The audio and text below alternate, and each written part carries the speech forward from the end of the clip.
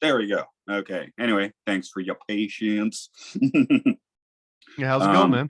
Pretty groovy. Yeah. Getting a little warm, although sometimes not. My wife's like, "Don't wear like that winter looking coat. You look crazy." But then it's like cold at night, so I was like, "No, I'm gonna look crazy. I'd rather be warm and crazy." I think that's preferable. But I don't know what else up. And not too much. I'm stuck in my groove, right? So, well, Well, actually, no. that's better than being out of the groove. Yeah, no. We had the company party with the the Japanese style izakaya Saturday night. I guess that's interesting for people that don't live in Japan. A few years ago, they served us fried whale sperm. Not sperm whale, fried whale sperm. Is that when you show up and you're like, "Oh, I've got this at home"? Yeah, really. No, one of our coworkers was, how they get it from the whale. It's like they kill the whale. So yeah, you can occasionally get You don't whale. have to. I mean, you could possibly, if that was your one source of protein, you could just keep the whale alive, I'm sure, but it's probably just a side effect. Like they're already going to kill the whale and might as well use that too. Right, they killed the whale. That's right. They're like the Native Americans that eat all the buffalo. I wonder if the Native Americans ate buffalo sperm. Maybe. But yeah, when I first arrived in Japan, I thought I was buying tuna, and I ended up having whale for dinner one night, so that was fun. Could you not tell the difference? Does it taste like tuna? Is it like one of those like taste like chicken things? Oh, it tastes different. It's kind of chewier, and it's not. I mean, it's not that good, to be honest. Apparently, the Japanese taste for it is because after the war, that was one of their only food sources, and everyone they served in like elementary schools. So once people started getting old, they were like nostalgic about eating it. So, well, not just that, but once someone decides to kill a whale, they're like, well, I guess this entire village is now eating whale for the next month.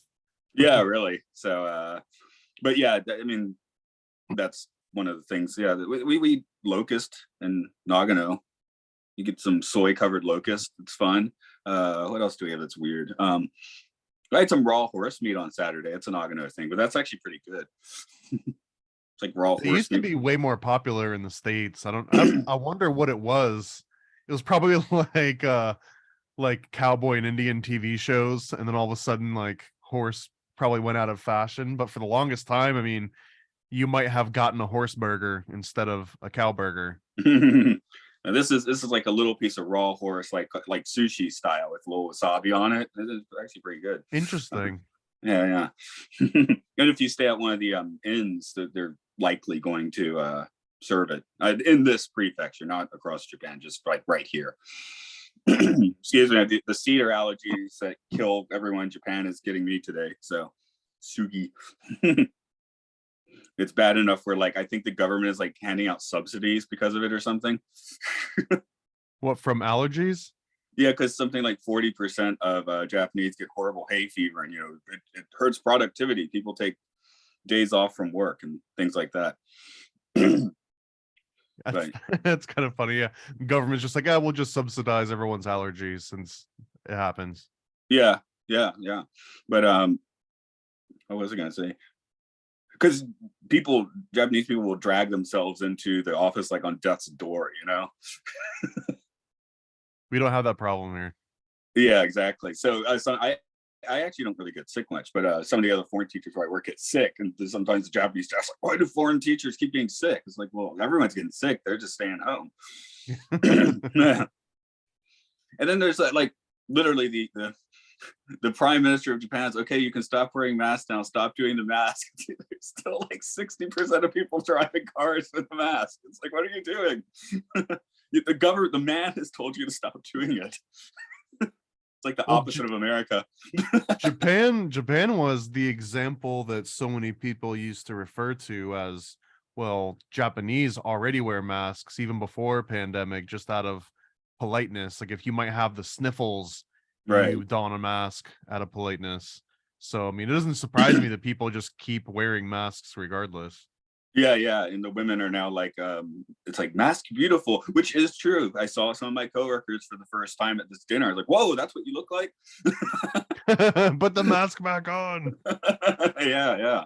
So But yeah, at this point, I basically could just do it when I'm teaching because they still want us to there. But you can basically rock around, or if it's a super crowded train, I'll do it to be polite. But that's about it now. So I'm already like the gaijins. They're gonna look at me weird anyway. If you're not wearing, if you don't wear the mask, like, oh, that's the American in them. Yeah, well, they're like, that's the dirty foreigner, right? Yeah. Yeah. But so actually, it is at the point though, like around Nagano Station, you'll see a lot of people on skiing holidays, and it is kind of like most of the foreigners don't, most of the Japanese do. So I'm like, I look more like the other groups. I guess I'll do like them. Do you ever shed that dirty foreigner moniker, or is that just going to carry around with you indefinitely? Nope. That sticks forever. Yeah. I mean, my Japanese is crap too. But even if I learned perfect Japanese, that still wouldn't do the trick, right? So yeah, you'd have to just become Japanese, I assume. Right. So, Could you put on like full samurai outfit and go around in public with like the full, I don't know what the name is for like the actual samurai outfit, but well, then you'd definitely be the crazy gaijin. So no, like my daughter, like I think she has to tell people she's only half Japanese because she doesn't really look like she's half Japanese. She basically looks full Japanese, right? But my Australian friend, his kids, they're like Japanese kids with like red hair, so they stick out in school because that's not normal. I mean, in their 20s, maybe dye their hair, but not for 8-year-olds. Wow, and Zoom never came up on the computer, so I guess it's good that we're doing this on the on this. Then close that. Okay, let's bump on into this then. Do you have a time limit today? Not really.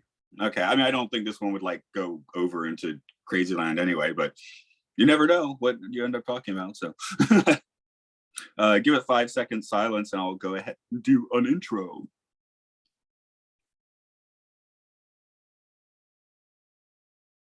Hello, welcome to the Occult Disney podcast, where we look for magic inside and outside a mouse.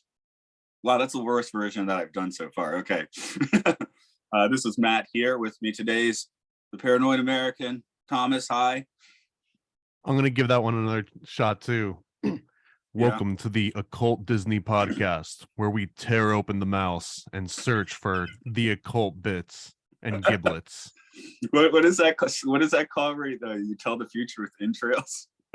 Oh yeah, yes. I don't know the exact name for it, like scrying. So instead of the tea leaves, if you want to get a little bit messier, right, get into that. So no, I had bumping through my head the Groucho Marx joke, which is outside of a dog, what is a man's best friend? No, I'm messing up the joke. Anyway, the point is my brain exploded. Hi, everyone. I'm like, my brain's exploding today. I'm going to blame the allergies. I woke up just like this morning. So look up the Groucho Marx joke, I guess. But that's not what we're talking about today. We're talking about Mr. Toad. Were you a fan of the ride? Were you in Orlando when Mr. Toad was rolling? I definitely was. Although, as far as I can I know I've ridden it a few times, but as far as I can recollect, there was like this little area at that particular part of the Magic Kingdom where it was the outside Dumbo ride, which was almost explicitly for babies. And then there was It's a Small World, and then there was Mr. Toad's Wild Ride. We're all sort of in the similar vicinity. And I just remember just kind of like breezing right past that whole area and going to the cooler rides and not to these particular ones. Because again, this one was, even Mr. Toad's Wild Ride was always more of like a children's ride, at least in terms of the speed and the mechanics of it. I liked the absurdity of it. I think also my visits to Florida, we went when I was a very small child, when that was my jam, that was like I was 4 years old. Excuse me. And the couple trips after that, I think we just went to MGM and Epcot. So I didn't go back to the Magic Kingdom until I was like 20. And then it was like, ironic and fun again, right? So well, I had to look it up, and it's gone now. I don't know how long it's been gone for, probably like a decade or so. Longer than that, I think it's 97. So Mr. Toad's Wild Ride is gone, and there's now a little headstone outside of the Haunted Mansion that says, "Here lies Mr. Toad." Oh well, all toads have to die. They still have it in Do all California, of toads go to course. heaven? No, they go to hell. That's where you go on the ride, right? They send I Mr. guess Toad to that's true. hell. I guess that is true. Tokyo does not have one. Yeah, but and yeah, the California one's still running. But the thing with the Florida one is it had two tracks that were slightly different ride experiences. You'd actually get a few different show scenes depending on which line you got in. So that was kind of cool.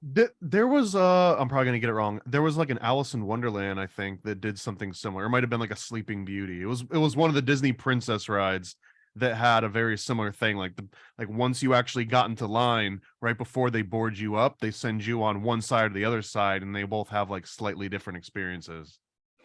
Yeah, while we're talking about weird rides, another one that does not exist anymore and that was legitimately terrifying was in Tokyo, where they had the castle tour. Have you ever heard of this? You're gonna have to explain it to me because I've heard of Castle Tour, but it's more of like a VIP experience here in Orlando. We'll talk about it a little bit more when we get to the Black Cauldron because it's themed after that. But it's like you see, oh, a little castle, like castle tour. It's like, oh, cool, like there's an actual attraction in the Tokyo Castle.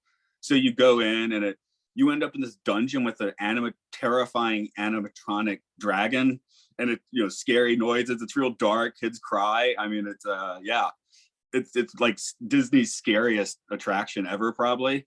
And it's just like it's this little door, castle tour, So that's probably why it's not there anymore. But it was great. It was really cool. So you can. Did you ever get to go on the Alien Experience? I think that was what it was called, or Alien Encounters. I did not. Yeah, I don't. I didn't even like it in the Honey I Shrunk the Audience thing where they bop you in the back of the back. So I wasn't really. I don't think I was in Florida when they. Excuse me. That only ran a few years if I remember. So it was short-lived for the same reason, because they had way too many people complaining that it scared them, and that they brought. It was basically right in the middle of like Tomorrowland, which was kind of, I mean, I guess, futuristic alien invasion, but everything else in Tomorrowland is so very much like retro futuristic 1950s, 1960s. Everything's got like a gleam and a smile to it, and everything's very happy-go-lucky. And then you go on an Alien Encounters, and it just the terrified children, and people would leave it screaming. I actually really liked it. It felt so out of place. It was definitely better than Honey I Shrunk the Audience, or whatever that was called. That one was kind of annoying. The thing you're mentioning where they would like poke you in the back or something. The Alien one had little air jets next to your neck and your ears. So as it would walk up, they would simulate it walking up and down the aisles, and it would come up behind you. It was all like an audio experience. So you'd have like headphones on or something. Or they had like little speakers that were mounted inside the chair to give you like that 3D spatial feel. And they would make it seem as though this alien was right behind you. And they'd use the little air blasters to make it so it's like sniffing you. It would like come up on you, and you'd feel like the air coming in and out. And then it was just, it had like some loud kind of like shock, scary little moments, jump scares and things like that. It was cool. It was definitely cool. Like if you're kind of dozing off a little bit just from walking around in the Florida sun all day, it would wake you up a little bit, because it legitimately felt like something was trying to attack you. So I appreciate it for the short-lived experience that I had. It was also it was narrated by like, oh, not Tony. It was narrated by like Vanessa Williams or something. I'll have to look this up, but it had like a pretty big celebrity voiceover that did the narration for it as well. Rather incongruous sounding one if it's Vanessa Williams. Did she sing it?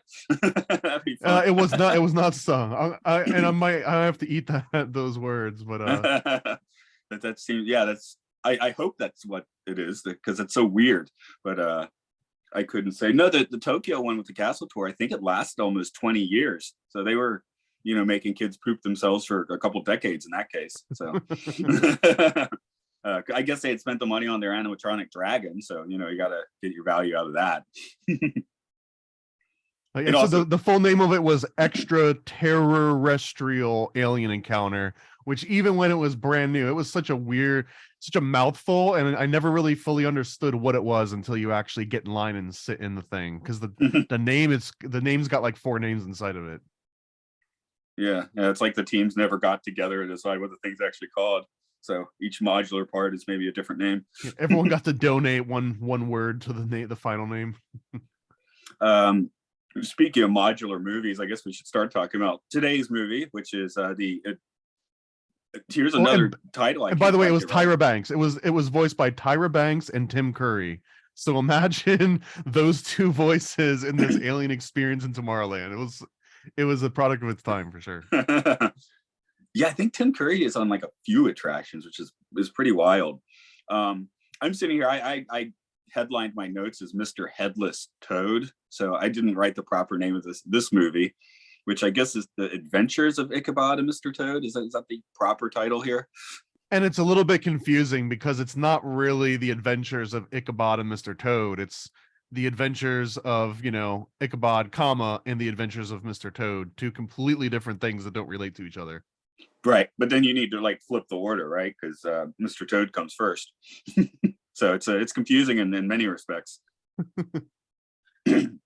I usually have the name of the movie like in my lap, but that's on the iPad that I'm recording on today. So How much do you remember this actual movie? I feel like the Ichabod Crane part they showed in school. I Like, definitely remember seeing the Ichabod Crane part outside of this movie as like a dual feature. I remember seeing that as itself. It might have been on the Disney Channel a few times. It might have been, yeah, I might have seen it in school. I don't remember exactly all the places, but I remember that one way more than the Mr. Toad adventure. yeah, it's before our vintage, but in the 50s and 60s when they'd show this on TV, they had filmed like a 14-minute prologue beforehand about the history of Washington Irving and stuff. But according to Wiki, at least, that's never been on a home video release, so it is no longer to be found. But I do wonder if somehow maybe they showed me that in school, because that sounds familiar. Like maybe somebody had, like, I don't know, taped it off of something and showed it in the third grade classroom or something. Yeah, it was interesting how like old VHS versions would float around. I've got a couple good friends that are big into film, and there's this whole laundry list of VHS releases that never got re-released in DVD form, or like once they make it to DVD or Blu-ray, for example, they'll take like a 3 hour, what used to be a 3 hour movie, and turn it into like a 77-minute version of it. And that 3 hour version that was only on VHS just only exists on VHS. And if you never obtain the physical VHS copy, you'll just never see the original version of it. I remember the weird time when there was like major movies not on DVD yet. So it was a big deal when Citizen Kane came out on DVD, because it was one of the longtime holdouts, I believe, from getting released that way. And there's still a number of movies that are only on DVD and never made the next jump to Blu-ray or whatever comes after that, the 8K, 12K releases. No, they I've got a won't whole now. laundry list. Yeah, Well, yeah, won't. that's I mean, you could just keep waiting until, some other final version comes out. I assume that once TVs get better definition than our eyes can handle, then maybe that stops. Who knows? I mean, since I have the movable camera today, I'm still relatively obsessed with physical media here. As I have a clunky shelf of lots of physical media. And, if you're into it, you go buy it. It's a relatively cheap now. People will hemorrhage rental stuff now. So that's kind of nice, at least in Japan. But I Space had the is always an issue. Yeah. I mean, I had the weird experience. People still do rental in Japan, which is weird. I just a month ago, I'm like in the rental store with my daughter and my wife, and walking the aisles. I'm like, man, this is not an experience Americans have had since like 2011 or something. Unless you're doing it ironically. Yeah. I mean, every town still has like that one video store. I think I've been told Atlanta does at least. So Orlando, I've seen one in Orlando, but again, it feels like you're going there for the experience of renting a video more so than you just wanted to watch a movie. Yeah. I don't know. Should we go in title order and talk about Ichabod first, since we're kind of already on the topic anyway? Yeah, sure. Yeah, that makes sense. We can end on Toad. I mean, like you said, I guess in my head they had sort of a regional legend connection. Like they kind of fit together, I guess. Here's like the whimsical British story, and here's the American version of that whimsical story. So, or like a similar vibe, because all we had, I remember growing up, because now Disney owns Star Wars and Marvel, those are the American legends, right? But beforehand. I was like, well, what is it? Paul Bunyan and Ichabod Crane. I guess is about it. They mentioned and Pecos Bill, and there's like a few others that are very Western in nature. And actually, they mentioned that in the middle of the movie after it ends on Toad and it goes into Ichabod. It's like, and now here's a bunch of American, stories. And sure enough, Paul Bunyan and Right. Pecos Bill and Ichabod Crane comes up. So It's just Ichabod Crane is an interesting one because it comes out of Sleepy Hollow, and even before the Sleepy Hollow legends came into being, Sleepy Hollow was already a very affluent town. Like you've got Astors that are buried there. You've got the Chrysler family, the Mills family, a lot of the Carnegie family, a lot of huge like American dynasties. They all got land and house, and housing at Sleepy Hollow, and many of them are buried there today. So part of me also we're gonna find out there's this reoccurring theme where like rich people love stories written by and for rich people. It's like FUBU for like a bunch of like rich Europeans. So essentially it's a story about a rich town by a rich guy. So it kind of feels a little bit self-serving, but I think it also explains why some of these very specific stories end up getting traction and longevity. It's like, if you've got all these families that have been around forever and keep funding it, of course that's going to kind of like stay inside of the zeitgeist for a while. Yeah, I was talking to a friend yesterday who was I said I was doing this podcast, and he was like, oh, so you're doing Sleepy Hollow? I'm like, oh no, I've actually never seen that movie. Which It's a great movie, actually. That's what he said. It's a little bit dated for the time and the special effects, but I think it was a great movie. I mean, just imagine Tim Burton mixing with the cartoon here that we saw.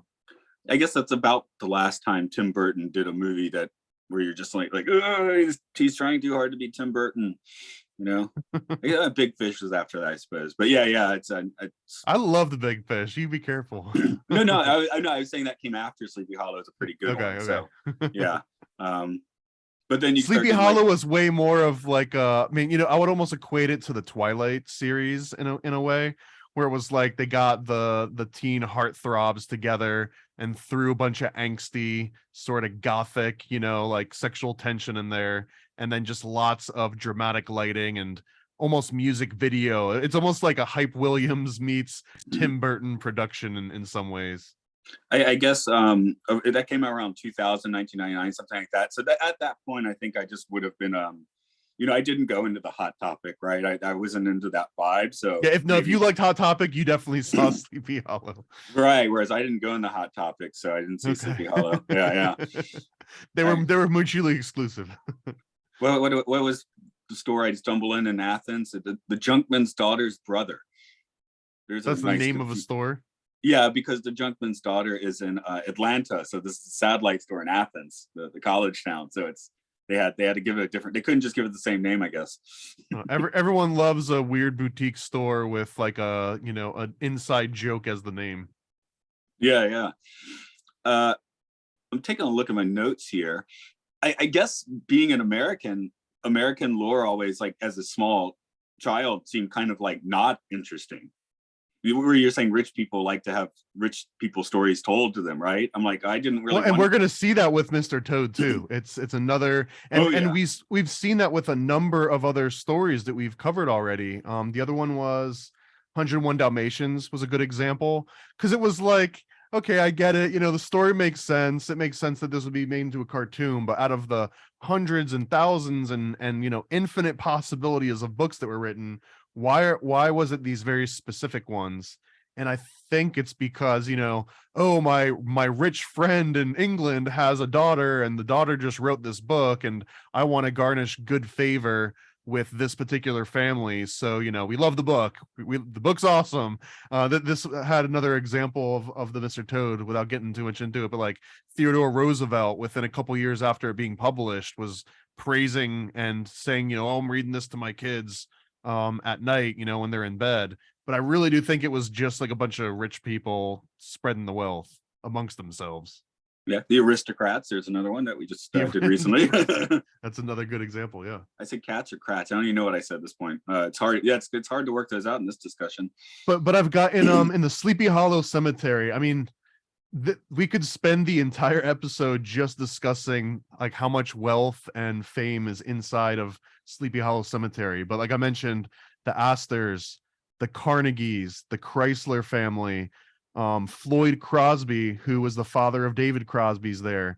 You've got Rockefellers, you've got the Ford family, the Fox family, the Hamilton family, as in Alexander Hamilton. You've got the Irving families. You've got the Mills family, which were very popular. Like a whole list of like the Rockefellers have their own section on here. And then it also has Thomas J. Watson. And if Watson, as in like the IBM Watson computer, this is the guy that came up with the adding machines and turned IBM into like a computing powerhouse. So that's like, I just read like 1% of all of the huge names that are listed in this Sleepy Hollow Cemetery. So it would be almost impossible to understate how affluent this tiny little chunk of land is compared to the rest of the entire planet. Yeah, actually, kind of have where I live in Nagano, Japan. There's that sort of that kind of town. Karazawa is sort of the I guess sort of like a Aspen or something. Where do the rich people hang out west in America now? But they just had one of the G7 things there, and I think John Lennon hung out there in the '70s. So a lot, like in Japan, that's where the power meetings are when they're not in Tokyo, basically. Although Sleepy Hollow seems more like you'd have the ghosts, having meetings of ghosts. I mean, if anyone had unfinished business, it was definitely those oil magnates of the early 20th century.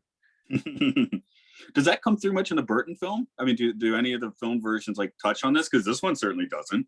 It does not. It definitely does not touch on that particular aspect of it.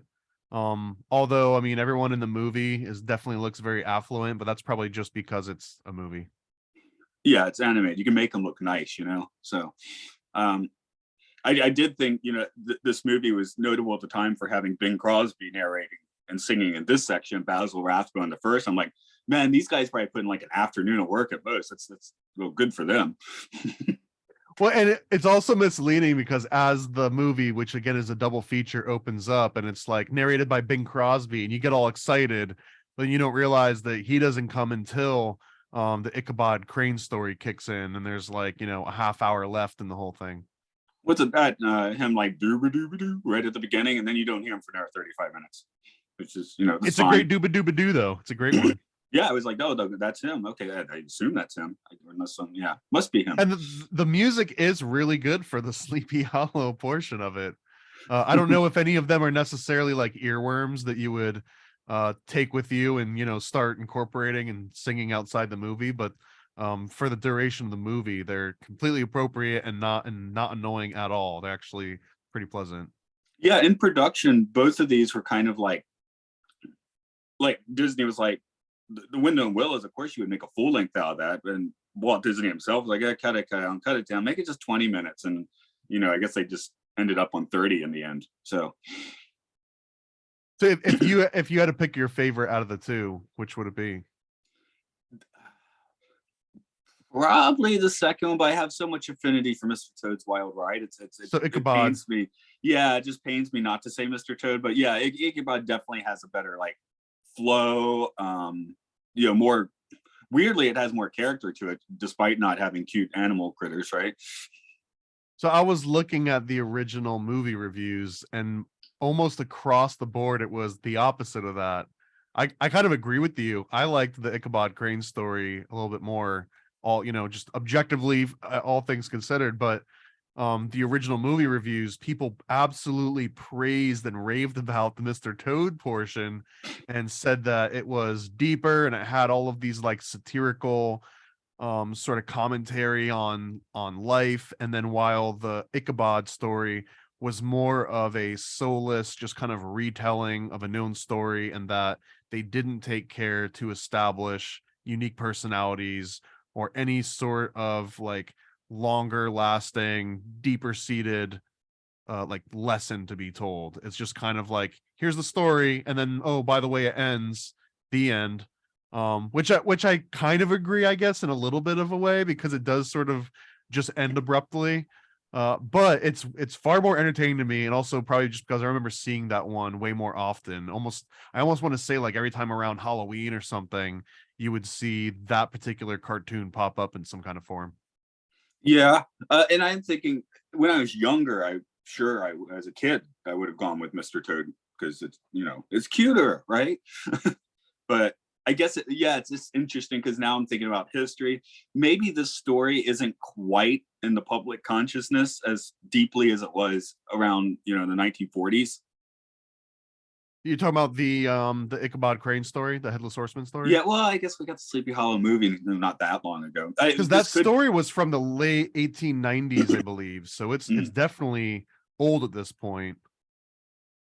Yeah, but maybe it was something like again, maybe I'm colored by having lived in Japan so long and like barely thinking about this until I'm faced with this movie, right? So Is there no Headless Horseman equivalent in Japan anywhere? oh, there's plenty of creepy stuff. It's just, not that. What is it? It's very specific. I mean, I feel like the Headless Horseman is such a specific story, but I probably predominantly remember it because of the cartoon, not necessarily because I saw so much other media about it. It really was from this particular Disney cartoon that I think I know it the best. Yeah, and I know I read the book at some point, like a very long time ago. But I do feel like this was screened in the elementary classroom, maybe before or after we were going to like the history center, like maybe they showed it in the history center. I don't remember. So yeah, this is all memories from like 1988 or something. So So that this is was interesting to me because again, the Ichabod one was a lot more interesting, I think. But looking into the background of Wind in the Willows, um, so I guess, are we ready to move on to Wind of the Willows, or do you have more about the Ichabod Crane story? just I did find early on, like with Ichabod and Brahm. At first I heard Brahms the composer, which is wrong. And Katrina, I just started feeling like this Elmer Fudd, Bugs and Daffy energy, like Katrina's Bugs and Drag, and we kind of have the Elmer Fudd Daffy Duck rivalry sort of going on. I just wonder, since that was a popular thing at Warner at the time, I wondered if they had maybe modeled it a little bit on that. And I also noticed, looking at the credits, that Mel Blanc did Ichabod Crane's laughing. Really? That's kind of funny. Not the voice, just the laughing. So there is a Bugs Bunny link in there somewhere. Yeah, right after, like, I wrote that note and then saw that, I was like, there might be something there. And Braun reminded me of Gaston a whole lot. He had like that same physique and look, and almost the same role within the town. He was the same archetype, like the big, strong, like the hunk of the town that is like the most natural match for Katrina, who's kind of like the princess of the town. One thing that stood out that it doesn't come across in the cartoon as much, but in the original story, Ichabod Crane doesn't actually care about Katrina as a person. She just comes from wealth. She comes from a rich family, and that's what attracts him towards Katrina in particular versus all the other women in the village. Because they mentioned that Ichabod Crane, even though he's like this big, goofy kind of guy, and he's like very effeminate and just like looks strange. They have like a little song about how his feet are like, he's got these like big clunky feet, but all the women just love him. Like they just fall in love with them. But he has his eyes on Katrina again for her money. And it's not, he doesn't have any like great redeeming qualities at any point in the story. He's kind of a gold digger in a way. Yeah, I like that she invites him to a frolic. I was hoping when he opened the door that he'd find like an Eyes Wide Shut sort of party, which sounds like isn't actually that far from what you could expect in this sort of town with this sort of pedigree. So that was the adult version for sure. Yeah.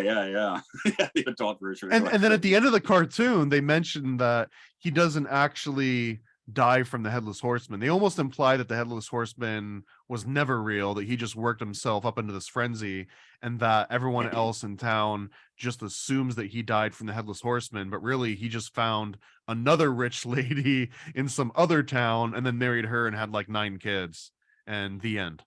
Well, my last note is still, I guess Ichabod is in hell now. I mean, Why would he be in hell? I don't know. It just sounded like fun to say, to be honest. Yeah. Will they call Christopher Robin the Antichrist? Yeah. We can have a team of twisted public domain legends. I definitely came away with the idea that Ichabod Crane was a bit of a creeper. I don't know if incel would be the right word, since apparently all the women in town were like simping over him, but he definitely had super creep vibes going on in this particular cartoon. He didn't seem like someone you'd want your daughter to get mixed up with. Yeah, I'm trying to look for my. I said I'd rock his style though. I'd wear his dandy clothes. Sure, why not? That's a yeah. He absolutely looks like a Yankee Doodle dandy, which was actually an insult. It was a way of calling Americans effeminate from from the European perspective. And maybe that's what Anna Mant was doing back in the '80s, just trying to be Ichabod Crane with a bit more makeup on. I don't know. Oh, I definitely haunt the ye old Schnooker and Schnapp shop. That would be fun. Snooker and Schnapps. Yeah, I no, I've mentioned you. I do the Twilight Zone podcast, and I did actually just have an episode with kind of a similar vibe, which is not a comedy episode, but to me played as a comedy episode. So maybe I just think this kind of story is like inherently a little bit funny. It's the lawman who comes in town right after the town has actually killed the bandit, right? So the lawman's a little too late. Like, oh, his ghost is going to kill you if you got to go to his grave at midnight, and everyone's daring him to do it. It's like, how we know you're actually going to do it? He's like, I'll stick my knife into the grave, right? So the next morning they find him, and he's been strangled by his cloak, like sitting right next to the grave. So kind of a little bit of a headless horseman vibe there. It's also one of those riddles where it's like you find a person in a puddle of water, strangled. Kind of. I mean, they tried. There's the sister of the dead bandit's like, it was the wind. When we did the podcast, my guess was, she probably actually killed him. But I've seen enough First 48. I know how this turned out. But yeah, it's supposed to be like a ghost story, creepy thing. But like the Ichabod segment is kind of funny. I just found it funny. It's got Lee Marvin being so serious that it turns out like a little bit Leslie Nielsen funny to me, And then you got like the sheriff from the Dukes of Hazzard. You yellow, you gotta go out there. This is hysterical. I don't know. Everyone loves ghost stories. I don't think there's necessarily an age when ghost stories lose their appeal. You might believe less in them, but I think that they always have that same creepy essence, which is why the story of the Headless Horseman and Ichabod Crane and these things can last so long. I think that they do have like some kind of interesting allure to them. Yeah. I'm going to bump my notes up to the toad then. Oh yeah, we've been getting so many awesome 70s credit sequences. I was like, this is a disappointment. And this one started. Well, because we rewinded the clock before they started getting into the cool credits. That is true. I mean, that's totally the reason why. I was just like, I've been spoiled by that. So well, and apparently this movie had been in production for like a super long time, like Snow White and the Seven Dwarfs long time, and it just took them forever to finally crank it out. It took until the end of the war, essentially, for Frank Thomas to get back into the studio, and then they finally finished it up. But I guess originally Walt said that it was too campy. Like he actually thought that it wasn't going to be good enough to stand on its own merit. Yeah, from when I saw this went into production right after Bambi. But like you said, the war derailed it. There was a quote unquote final version 1945-46, and that got shot down. That's where it got another revision. So it's probably a pretty expensive one for them when you come to think of it. Well, and it's an interesting one too, because apparently the creditors at Bank of America at this point, they told Walt, they were like, look, you guys have got way too many like half finished movies, and Disney wanted to start pitching even more movies that were going to come. And the creditor, I guess, that they were dealing with at the bank was like, not until you finish what's on your plate. And one of the things that was on the plate was this movie. So there, it was almost because of like the stickler at the bank was like, I don't care about, how good the movie is or anything. It's been in production for too long. You're going to finish this before we're going to cut you a check for any other new movies. So it was almost just like something that they had to do regardless. I guess he was ultimately okay with the results because he did. I mean, he would have had to say the okay to the ride in Disneyland. Well, and again, like the critical reception for Mr. Toad was off the charts. It got overwhelmingly positive reviews, and people just thought it was like the greatest thing. They loved the music, they loved the story, they loved. Again, many people mentioned like the satirical take on modern sort of issues, and this was talking about the advent of the Wrights brothers. Like that's how old the story was, right? It starts out where he's got a horse and buggy, and then he sees a motor car, and then at the very end he gets fascinated with a regular airplane. But at that point it was like a 1903 Wright brothers airplane. And this, Toad can still proudly proclaim that he's about to go drunk drive. You can't really get away with that anymore. Well, again, this recurring theme in early Disney movies, that being a town drunkard, or even like if your dad or your uncle absolutely has a drinking problem, that was always like a redeeming quality. It was never a negative thing. They were like the fun, happy guys that just got kicked out of the bar, and it's like, screw that bar. They don't know a good time, Yeah, sure. I guess Toad is kind of a nepo. Is he what we call a nepo baby now? He's living on a million percent. Way beyond just a nepo baby. This was an autobiographical story for sure, because the guy that wrote it, he was also a nepo baby. He probably lived this exact life where daddy was super rich, super influential. You just never have to have a real job in your life. So your job is just finding out how to spend this obscene amounts of money. So of course, what else are you going to do? You're going to go and buy a horse and buggy, and you're going to buy a car, and you're going to buy a plane. And the reason why it was even a problem is, I guess, he was such a bad driver, Toad now, not the author, maybe the author, but that he was just causing property damage left and right. Everywhere he went, he was just destroying people's property, and that was eating away at his inheritance essentially. But even in the book, Mr. Toad inherits money from his affluent family, and that's his cross to bear. Yeah, well, that's what he did. The other choice is what, climbing mountains and invoking the ancient ones through months-long ceremonies. Go Crowley style with your banging the nanny. Yeah, go Crowley style with your inheritance. So yeah, there. It's not like this is the only option. There are other things you could do if you wanted to, I suppose.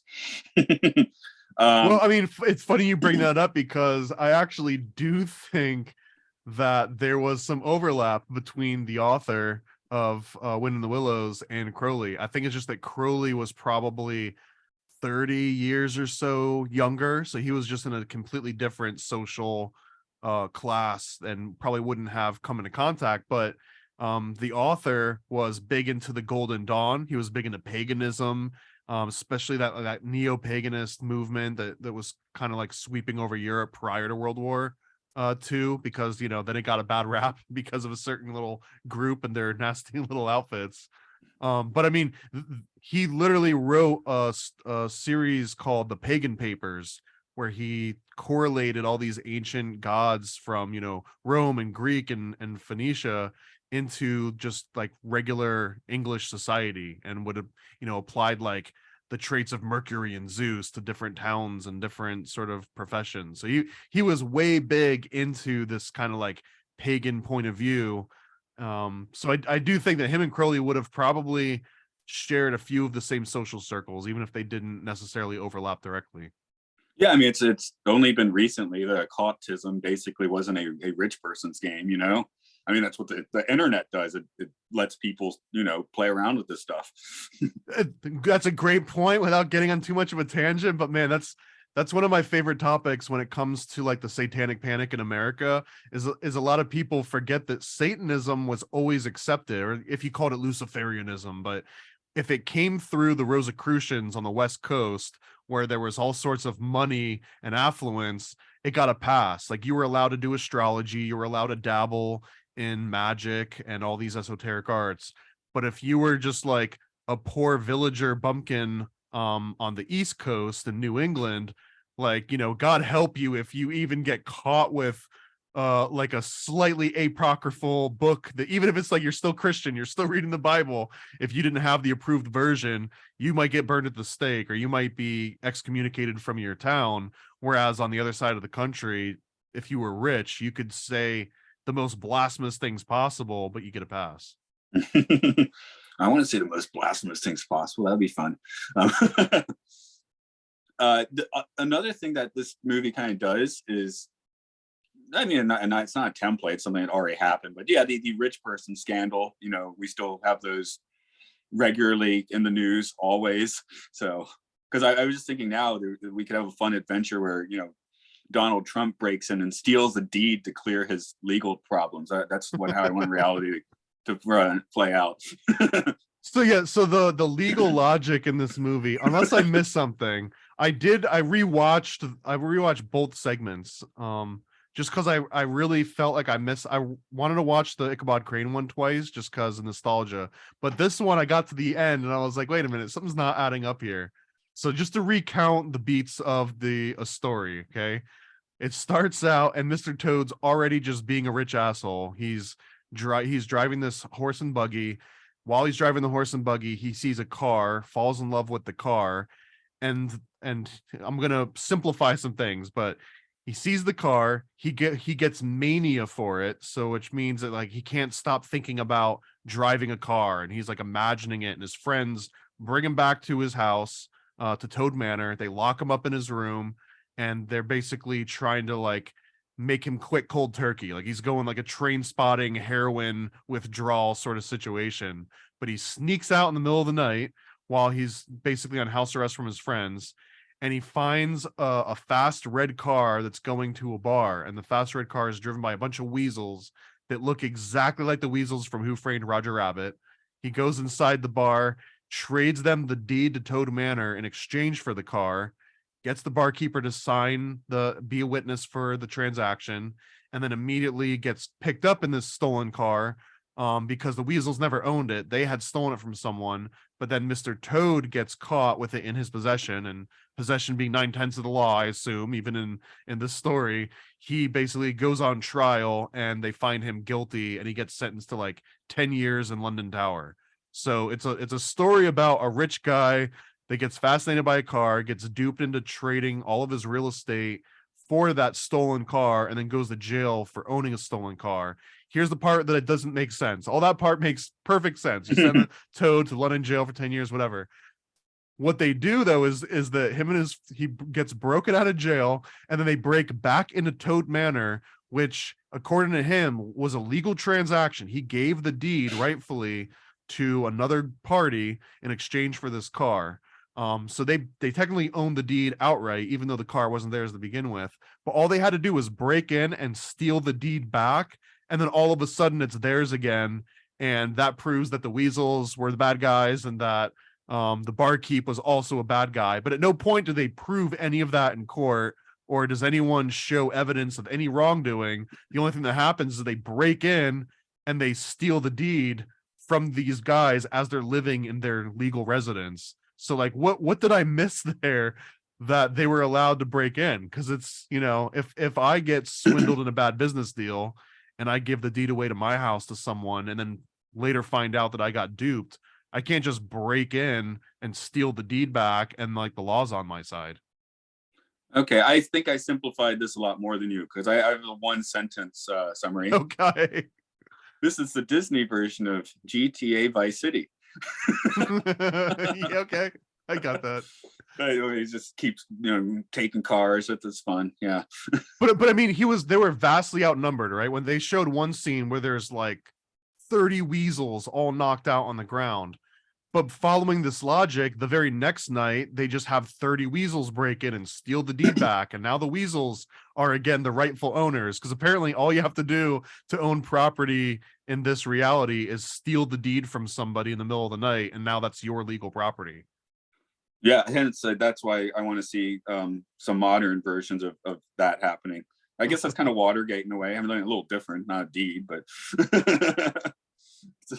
the same level of logic to the Watergate scandal when you get down to it. I guess so. Yeah, whoever owns the paper at the end of the day.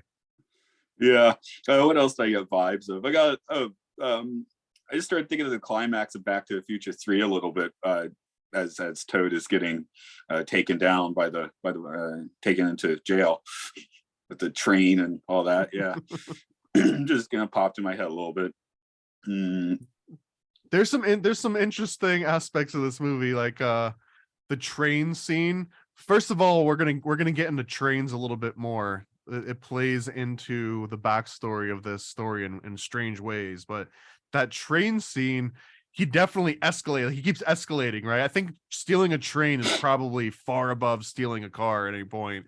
But also, I just love this classic violent animation where you've got like 10 cops on the other train and they're all just blasting their guns at this little frog, completely unarmed, not a threat. And then just again, the connotation is like they're just gonna shoot an innocent frog, and if one of them hadn't missed, then it would have been a Disney movie with like a frog getting his brains blown out. That's how we can tell this movie is made by Americans.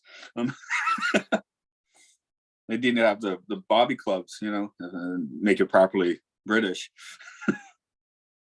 Are there no early British animations where the cops just unload on the perpetrator, or is it always just billy clubs and hello governor? There could be. I really don't know. I'm seeing British animation. What is British animation? Yeah, I don't think they've ever been. Someone correct me if I'm wrong, but I can't think of any major UK animations. Oh, Yellow Submarine. There's one. Okay. That doesn't count. Yeah, sure. It's made in England. It's a cool movie. So a couple just most random notes, but the cartoon starts out, and again, it's got Toad on the back of the carriage whipping the horse. And I've never seen a horse so happy to get whipped before in any cartoon. Like, he's got a smile. I would just imagine that if you were a horse and someone was whipping you, you wouldn't be on the best terms with that person. Yeah, well, they're close enough that he'll serve as witness for him in court. So he's got that going for him.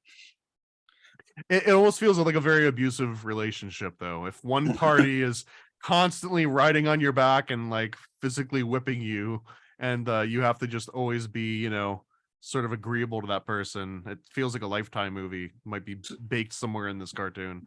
Or again, Crowley in the North African desert. That's what it sounds like. And they also, much credit to the writers, but they work in the word Worcestershire in the very opening song, which was a nice treat. Like, I actually had to make a little note. Oh, they just sung the word Worcestershire in this song. That's pretty nice. Yeah. Okay, that's pretty impressive for sure. You were gonna connect trains here. You had some train talk. Yeah. So this is getting into the actual. Let me just I gotta find the guy's name because I keep saying the author. So the author was Kenneth Grahame. Okay. So Kenneth Grahame writes this particular story, this Wind in the Willows. This happens around the time he leaves the Bank of England. So let me rewind just a little bit, and this will tie into the railroad stuff. So he actually does come from a very affluent family, just like the protagonist of the story, Mr. Toad. So his father-in-law was he also married into money, kind of like Ichabod Crane married into money. His father-in-law was the one who created the fountain pen, the ribbon saw, pneumatic tires, meaning rubber tires that have air in them. Like, he literally invented those. Along with a list of like 20 or 30 other patents that have to do with like steam technology and a whole bunch of other like very cutting edge for their time. So he comes from an unbelievable amount of money. He also worked at the Bank of England and rose up through the ranks until he became the secretary of the bank and got into, I guess, a little bit of a scuffle with someone that was even higher on the totem pole that he was within the bank, and said something so offensive like this other gentleman didn't have decorum, or like wasn't acting in a professional manner. That was like his hot fire that he spit at this guy. And I guess that caused this huge rift, and he decides he's going to leave the banking industry and just kind of like pursue other things. And those other things and ended up being writing about paganism, writing lots of children's stories. So this particular set of stories, The Wind in the Willows, was kind of a collection of little like vignettes almost that tie together in like one specific animation that we see here. But they started as stories that he would tell his son, Alistair. And Alistair, I guess, was born with a whole bunch of different sort of genetic issues, and he just never had a super healthy life. Well, Alistair decides to kill himself around age 20 by laying down on train tracks, and a train runs over him. Very gruesome way to go.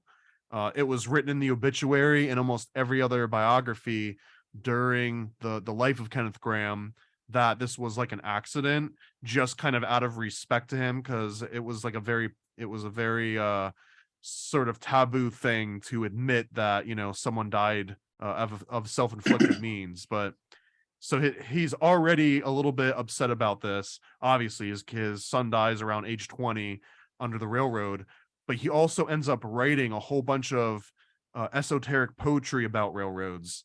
And then in the story and then later movie adaptation, there's these references to the railroads.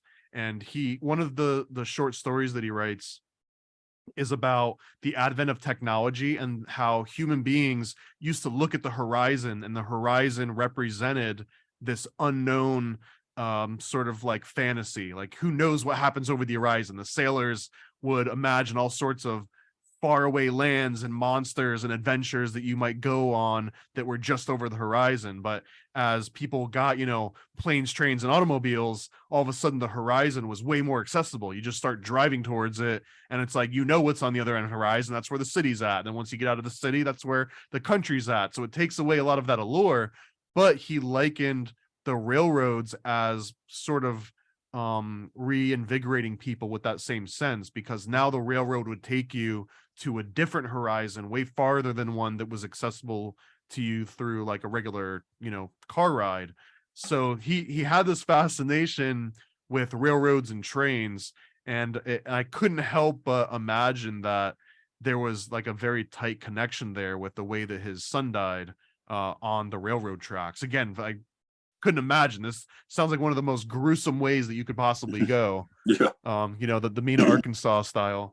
So I guess that just stuck out to me because again, he wrote like all sorts of other material on railroads specifically. Yeah, I guess it's how geography affects the mind. I'm from Atlanta. That's a city that has nothing to stop it from growing. It just goes on forever in relatively hilly land, right? Now I live in a mountain valley where everything's defined. You know, there's walls, there's a train line that goes at the base of the valley, you know, which I guess is more like it affects how you think about things, affects about like going places and all of that, right? So living in say English countryside or whatever would put your brain in a kind of a different mental map, which we're trained, like we have lots of train geeks here, train otaku. When I was going to work yesterday, there was a guy with a real nice camera taking shots of the train as it was pulling away. So but yeah, in Atlanta, and that was a train city to start with, but it's just like now it's you have a car or nothing. I guess that's what Mr. Toad thinks too, you know. I'm finished with trains. It's all car for me now. Well, and it eventually turns into planes, yeah. Yeah, And yeah. the name of that story, it came from his series of writings called The Pagan Papers, and it was called The Romance of the Rail. Oh my, okay. That has a double meaning. Okay. He also had a few other really sort of interesting takeaways from those pagan papers. I read through almost all of them. They weren't all as notable, but like one of the examples, it was called Not Books But Children. It was in Latin. It was like a word play, but he's describing how books are like children to some people, and that like they'll go out and they'll collect books, but they'll never read the book. They'll just kind of put it on the shelf and they'll never sell the book because it's all about building this collection of like things that become part of your family and become like fixtures in your household. So he likens having this like large library of books as to just having a house full of children, which is kind of a weird one. And then there's another one called Of Smoking, where he basically convinces you that smoking is a thing that everybody should do in moderation, but that he is fully in favor of smoking. And not just that, but also in opium. He mentions a few times Okay, now like he's selling me. the miracle of opium. Yeah, don't bury the lead. Yeah, okay. Graham.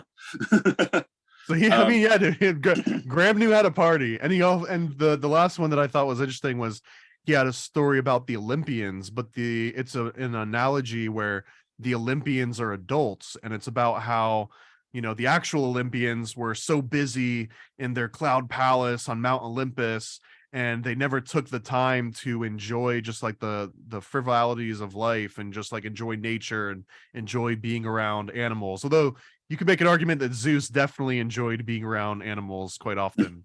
Too much, but yeah. but that the Olympians were almost like the adults, and then that the humans were like the children that were free to go and play. I thought was an interesting sort of story that he was alluding to. Something else that I thought interesting in this movie is I think it's the first time. It's the first time that Disney has just had like animal characters and human characters and are kind of on the same level. Snow White, you have the cute critters. Pinocchio, they get turned into donkeys. Ristic cats later on, they're just cats, right? Or Lady and the Tramp, it's an actual dog, and you're just hearing what they do. But we don't have aristocrats this melding. Can play music and they can understand the music, but they can't understand the words. Right, but they don't interact with human society. Where in this is kind of an interesting, weird vibe where it's like, because a lot of the police are people, right? And then there's just Correct. people on the street, and then the police are people. The judge is just a person. But yeah, the horse talks, and the mole talks, and the rat, who's not actually a rat, he's a water mole, also talks. So I was thinking, is this the first time that Disney did that? I'd probably some of the shorts do that, but or not. I'm not sure. I thought that was an interesting choice to make. Yeah, because this came before Bedknobs and Broomsticks, and in Bedknobs and Broomsticks, people talk to fish, which is almost on the same level, but that came way after this. And the fish still weren't wearing clothes and things. So yeah, like this is like one of them had glasses. Okay, but here we got Toad in his Toad Hall overcoat and all that sort of stuff. I mean, he's wearing the same thing that people do, and he's subject to the same laws that people are. Maybe they're more harsh on toads because 10 years in the Tower of London for a car theft seems a bit extreme, but it was a really nice car though. Yeah, okay, good point. Yeah. You steal a Lamborghini, I guess you go up the river for a bit. Part of the incredulous aspect of that court scene is because he says he traded Toad Manor for the car, and that's what made a legal transaction.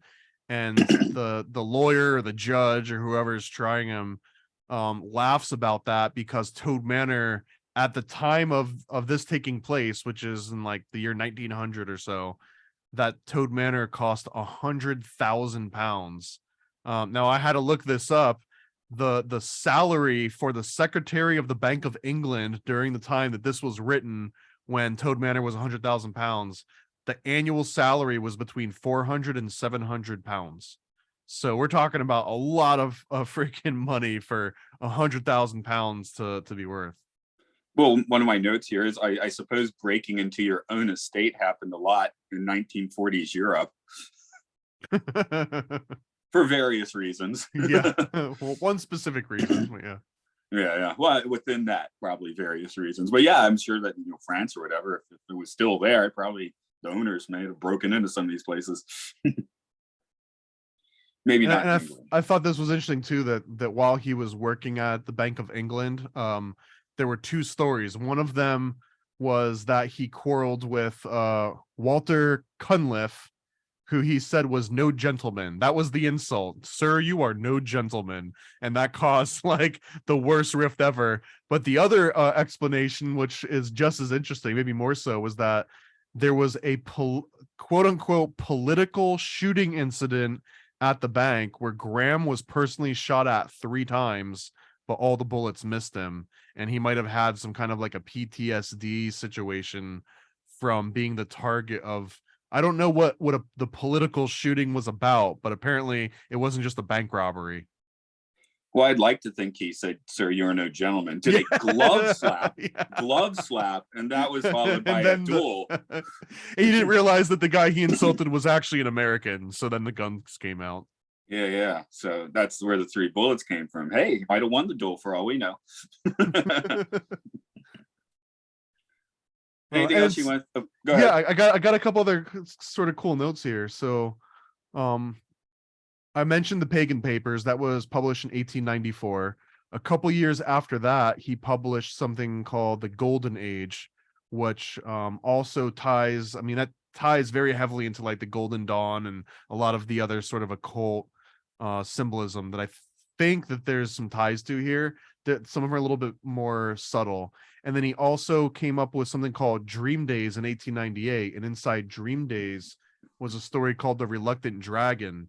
And The Reluctant Dragon is another Disney movie that we didn't watch, but I looked it up, and I guess it is mostly live action that has, I think, like 4 different short little animatics that are kind of interspersed throughout it. But The Reluctant Dragon is the prototypical story of sort of like Sir George and the Dragon, but in this case the dragon is a good guy. The dragon is like a very sympathetic protagonist style character as opposed to being like an evil monster.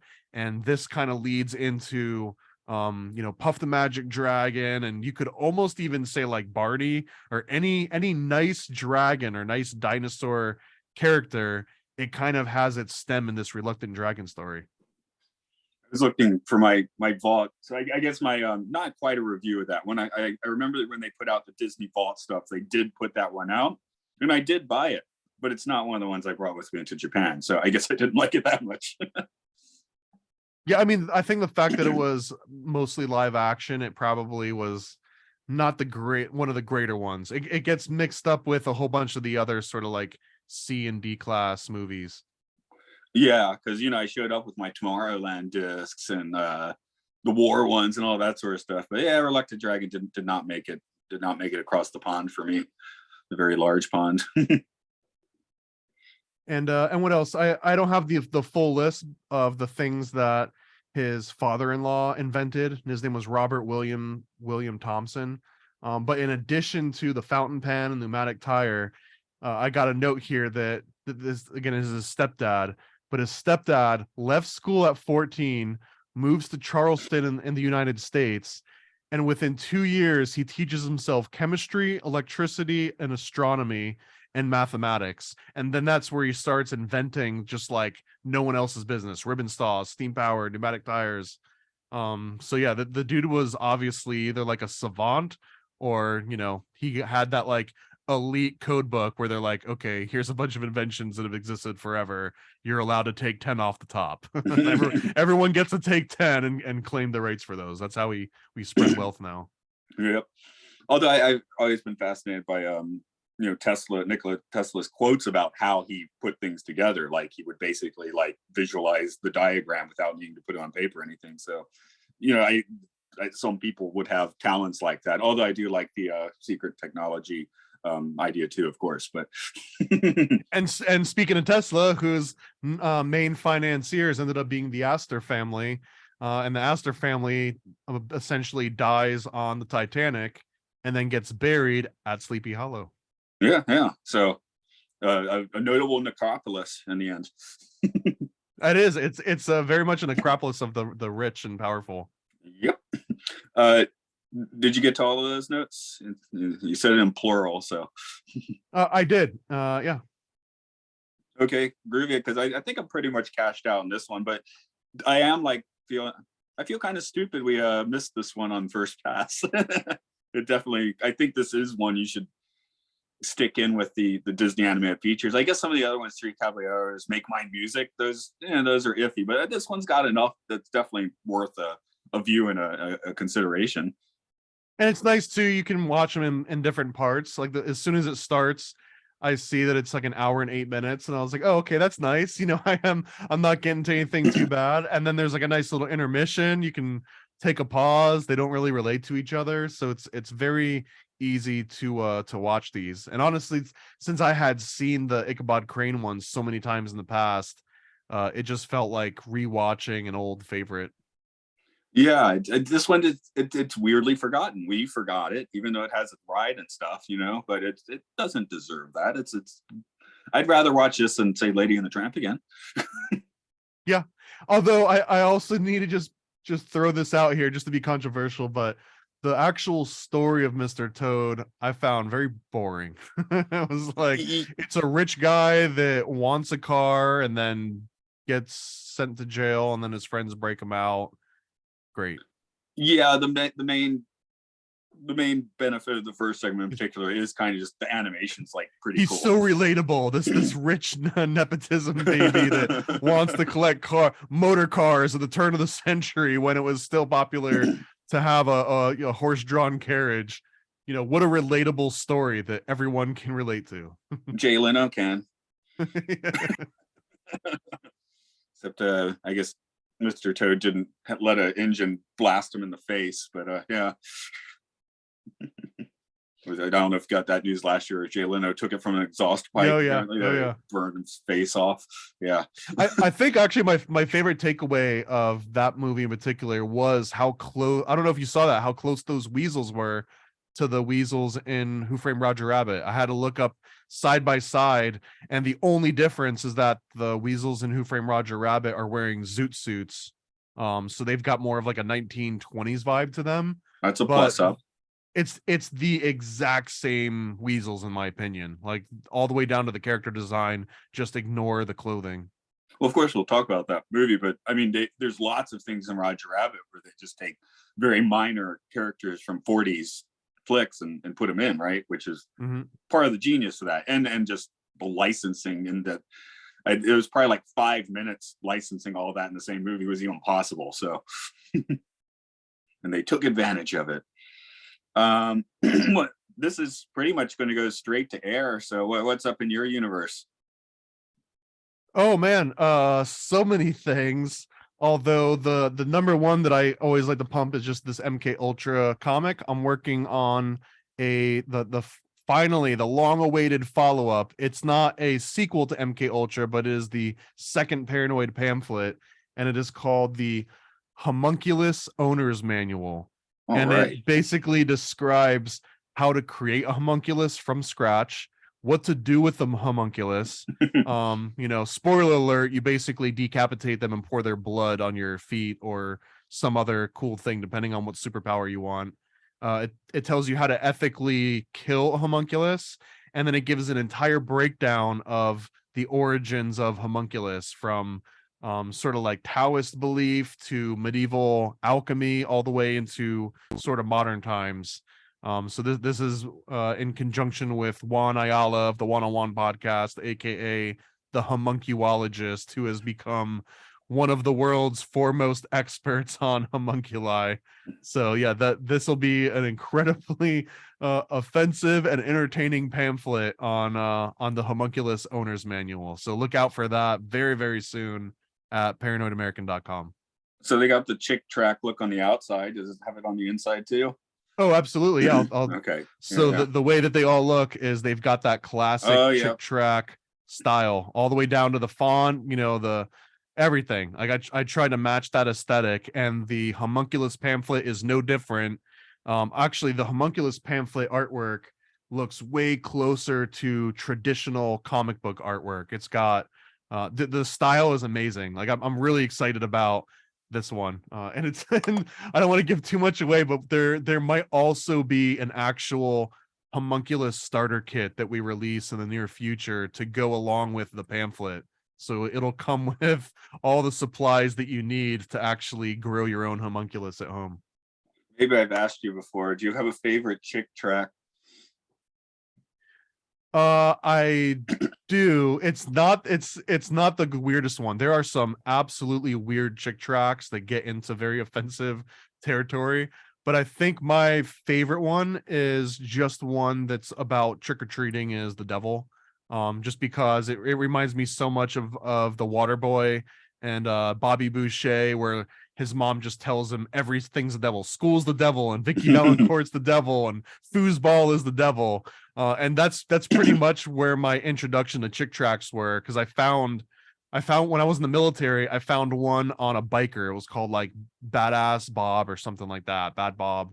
And it was just about how bikers are the devil, and if you see someone with tattoos, then they might be the devil. And the culmination of almost every one of these books is that these people do horrible things, and at the very end, they give themselves up to Jesus, and then everything is forgiven. So, Bad Bob does all Where they these go to horrible hell. things to people, but he gets to go to heaven because he says, I'm sorry at the very end. Well, the trick Right. or treat one, not so easy. There's actually parents and kids that end up going to hell because they bought into trick or treating and didn't realize that that was just a one-way ticket to eternal pain and suffering. My favorite is Angels with a question mark. They started as a Christian rock group and became slaves to rock. That's Just a very good one. was it, how come that preacher stopped us on our rock music? We were putting Jesus in it, just like all the other rock groups who play in churches. There are Christian rock groups that are hot. They're really getting down, man. Yeah, man. The manager that makes them stray from Christian rock is Lou Cipher. That's great. I'm looking for my favorite Is it line. like Lou Pearlman? Yeah, Lou Cipher. Yeah. Here's the lyrics to their song. We're gonna rock, rock, rock, rock with the rock. There's a rap version of that same one. I think it's called Big Daddy.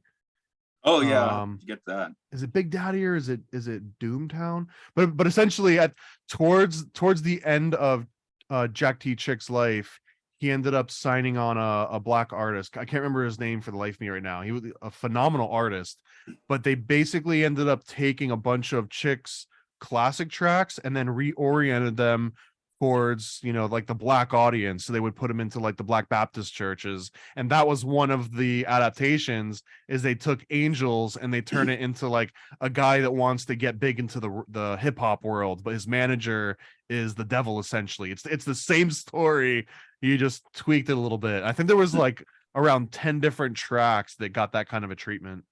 That's here we go. My favorite line from this one is, "Then I'll give you a little wedding present, some AIDS." Okay, here's a moment of truth. It's all over. Everything's ashes. Bobby's died of AIDS. Jim OD'd, and Don is into vampirism. Sounds like Don's doing okay. I don't know. It's not dead, so good for him. Oh wow, Jim dies on stage. That's great. The OD's on stage. That's amazing. So this might be a good time to point out too. I do another podcast occasionally, called The Reality Czars with my friend Nate and Tony, and every once in a while we actually Jack Chick had a real comic book series called The Crusaders, which wasn't just little pamphlets, but they were actual floppy like 6x10 comics. And we've been reading them and doing all the voices and everything on podcasts, which you can imagine gets pretty offensive at sometimes. It's definitely not a YouTube thing. It's on Rockfin and Rumble. I don't even know if it's on Apple or anything, but yeah. And Nate does all the most of the voices. I do the ones that won't necessarily get me fired, I hope. But yeah, if you want to hear some weird out there, check out our live readings of the Crusaders on Reality Czars. As for Occult Disney, I guess next up is The Rescuers, which I'm not sure I've seen. I've seen a little. I'll explain that when we get to it. You just saw the part with the boobs in it. I just saw the part with the boobs in it. Yeah. I do other podcasts as well. You'll find these on Patreon at Podcastius. If you want to be a patron, that's great. But if not, it's just a place to find them all. Where I talk about the Twilight Zone on Time Enough podcast. We're just wrapping up a run on the 60s TV show The Prisoner with In Prison, another prison cast.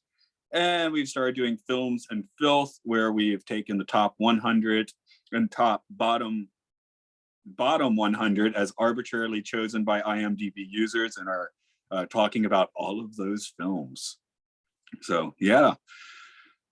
Okay, I guess I'm gonna go for a little drive now. I was about to, I'm gonna go for a drunk drive. I was, man, that doesn't even feel right to say anymore. So actually, I'm just walking rice fields if we're gonna be realistic. So Oh, that's fun Uncle too. Matthew is so quirky. Driving into walls, yeah.